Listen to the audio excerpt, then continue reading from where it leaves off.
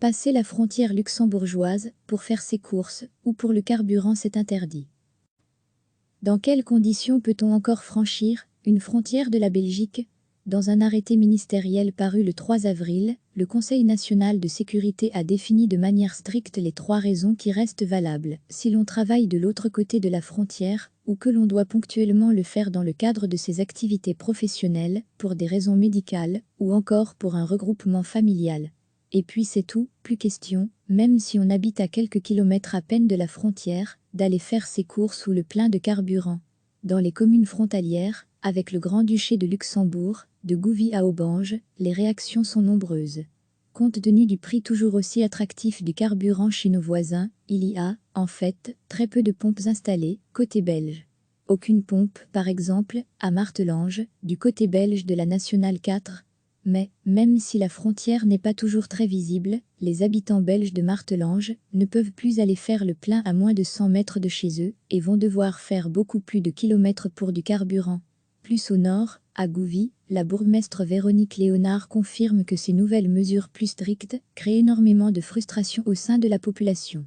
Au-delà du fait qu'il faut se déplacer jusqu'à Vielsalm, à une quinzaine de kilomètres, pour trouver la première pompe belge, toutes les activités commerciales ne sont pas représentées dans la localité. Résultat, poursuit Véronique Léonard, certains achats, comme la nourriture pour chiens et chats par exemple, vont nécessiter de plus longs déplacements, avec pour conséquence plus de rencontres et moins de distanciation sociale. Olivier Schmitz, le gouverneur de la province de Luxembourg, précise que la volonté du gouvernement fédéral a été d'établir les mêmes règles pour toutes les frontières, avec le Grand-Duché de Luxembourg, la France, l'Allemagne et les Pays-Bas.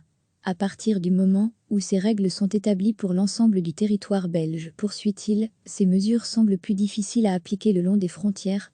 La bourgmestre de Gouvy admet aussi que plus on met des exceptions à une règle, plus c'est difficile de l'appliquer, mais Véronique Léonard ajoute que pour le citoyen, cela reste difficile à comprendre.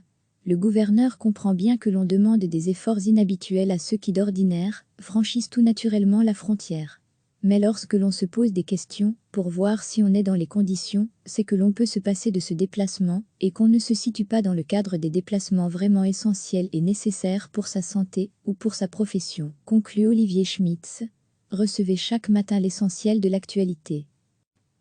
Dans quelles conditions peut-on encore franchir une frontière de la Belgique?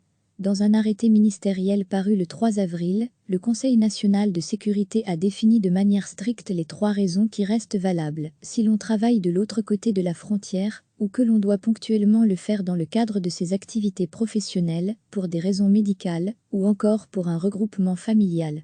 Et puis c'est tout, plus question, même si on habite à quelques kilomètres à peine de la frontière, d'aller faire ses courses ou le plein de carburant.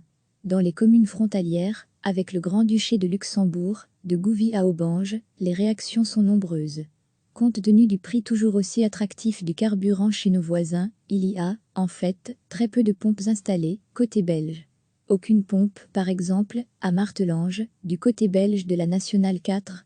Mais, même si la frontière n'est pas toujours très visible, les habitants belges de Martelange ne peuvent plus aller faire le plein à moins de 100 mètres de chez eux et vont devoir faire beaucoup plus de kilomètres pour du carburant. Plus au nord, à Gouvy, la bourgmestre Véronique Léonard confirme que ces nouvelles mesures plus strictes créent énormément de frustration au sein de la population.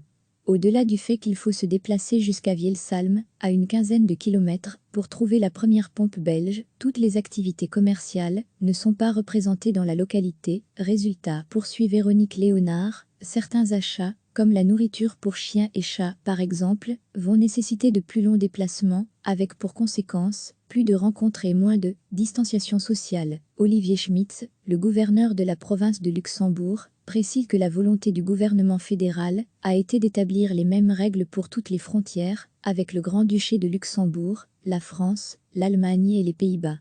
À partir du moment où ces règles sont établies pour l'ensemble du territoire belge, poursuit-il, ces mesures semblent plus difficiles à appliquer le long des frontières. La bourgmestre de Gouvy admet aussi que plus on met des exceptions à une règle, plus c'est difficile de l'appliquer, mais Véronique Léonard ajoute que pour le citoyen, cela reste difficile à comprendre. Le gouverneur comprend bien que l'on demande des efforts inhabituels à ceux qui d'ordinaire franchissent tout naturellement la frontière.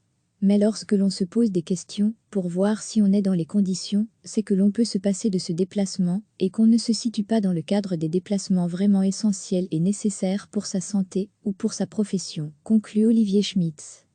Cliquez sur s'abonner pour recevoir les dernières nouvelles.